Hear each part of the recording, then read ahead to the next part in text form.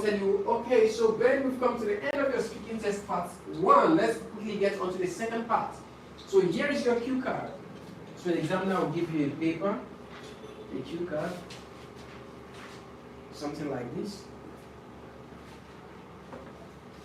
So, the box. So you get to have a hold of the cue card. Now please understand this. When you are given a cue card, you are also going to have a piece of paper to make some notes. That piece of paper will be there on the desk where you will sit to respond to the exam. Then remember the 2 things I said you should go with. Your means of writing and a pen or pencil. This is what you use it for. So you have to jot down whatever points you would like to use to respond to the questions in that cue card, right? I don't know what your question says. Describe an interesting discussion you've had about how you spend your money. Describe an interesting discussion you had about how you spend. Is it how you spend or how you spend? How you spend. How you spend your money. Okay. Fine. Then you should say who you had the discussion with. Fine. So here, just write the name of the person. No stories. No long story. The name of the person. Okay? Why you discussed this topic? Pardon? Why you discussed this topic? Okay, so give reasons. What the result of the discussion was. Results. And explain why this discussion was interesting for you. Okay, that's your conclusion. That's what you write on the piece of paper. Please do not write stories because you don't have time. Examiner is going to give you about 40 to 60 seconds to make this note. So you have to write on that piece of paper what we call prompters. Prompters, things that remind you of what you see and how you bring them in. So, within 40 to 60 seconds, jot down these prompters on that piece of paper. After that, quickly build a storyline in your head about this whole thing. It is that storyline that will sustain you for these 2 minutes. If you do not have a storyline, in less than 40 seconds, you will answer all of these questions easily. And once you are done answering these questions, of course, you know you've exhausted what you have in your mind. You don't have any other thing to do. So what may be left is your breathing exercise with the examiner. Right? But if you build a good storyline, that storyline will sustain you for this 2 minute period. And while you are giving that story, you're dropping these your answers one after another. You begin the story. As you begin the story, you just a little, give the name of the person, continue the story again. As you keep talking, you start dropping the reasons. What brought about the discussion about how you spend your money? Alright? You give 1, 2, 3 reasons. You now talk about the result. Maybe the person gave you some form of encouragement or advice. Maybe your spending life or culture or practice wasn't helping you to save or achieve a lot. So that was the need. That was what gave you that impetus to open up. Right? A person gave you some advice and you put them into practice and you achieved the results over time. Then what happened? You became a better person. Right? You began to achieve a lot more than you could ever imagine. Right? You had to start cutting down on your friends and expenses, right? So those are the things you want to, this kind of story you want to do. So you are responding, telling the story, and you are answering the questions. I tell you, when you are able to do that, these 2 minutes will be easily sustained. Please, do you understand how to go about your part 2? Yeah, so let's talk about this one. Describe an interesting discussion you had about how you spend money. Okay. Okay, so Recently, I've been so concerned about my savings because I realized that I had little or nothing to show for it in my accounts. And luckily, I stumbled into a childhood friend who happens to be Expert. a financial expert, and invited me over to his home, to his house for dinner. And as we had dinner alongside with his family, after dinner we went into serious discussion, and that was on how I spend my money. And he asked me how much do I have in my account, and the amount I told him was little, and he was amazed. And he gave me some tips on how to use my money, or how to be efficient in, I should be vocabulary, how to be Meticulous. meticulous in my spendings. And one of it was that I run on a budget. I draw out a budget and deliberately stick to my budget every month. And furthermore, not to use a linking word. Furthermore, he also mentioned that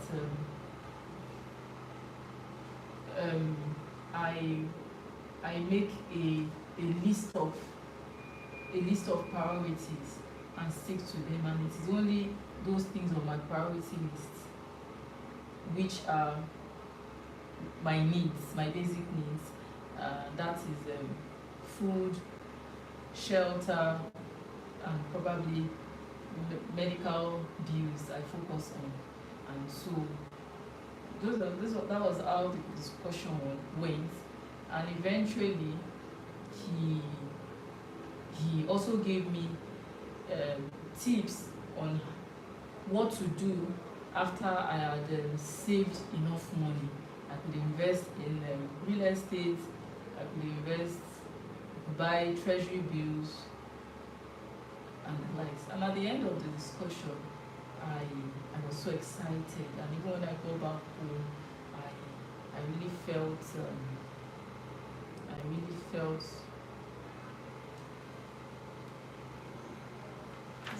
Satisfied. satisfied. Now you didn't give me the name of this person. Oh, okay. Now you didn't give me the reasons. You only told me one. Okay. Right? Now you gave me this guy, and you gave me this guy. Examiners are nothing down. You respond. So you need to be very intentional with what you're saying. Right? So I stumbled on this, my Childhood friend. bosom friend, Yeah. advanced word vocabulary, Okay. bosom friend, Yeah. who has become a financial expert, right?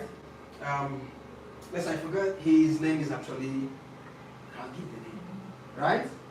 So And he said you had, so you have to speak in past tense, right? perfect, Yeah. right? So we did a lot of catching up because it was it was over a decade that we saw or met last, and for such moments to have to catch up, to do some catching up, he invited me over to his house for further talk. So when we got there, it was actually a roundtable discussion while we were having dinner together. And I must recommend or talk about the dinner. It was quite sumptuous. The meal really got to me so well. I had a nice time eating with him and his family. So immediately after the meal, we went to his balcony where he had a little bar, and we sat there to talk about my spending culture. So I opened up that for over 9 years of my working or work life, I've not had a good savings. So I am really concerned about it because with the way the economy, the global economy is evolving, there is need for me to have a little savings for myself in case of any thing that would pop up. So being an expert in that field, he gave me a number of ways to save, and part of which was prioritizing my expenditure on a monthly basis.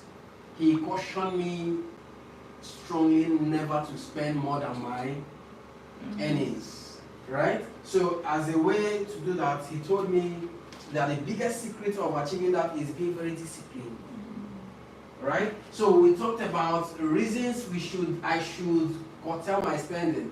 One, it will also help me to reduce my friends, the number of friends I keep. It helped me to reduce the number of social life. It will help me to have a better life to myself because most of those lifestyles will be affecting me negatively unconsciously to me. So he gave me most of those, the reasons I'm additional, right? And then he gave me a short-term plan on how to achieve that.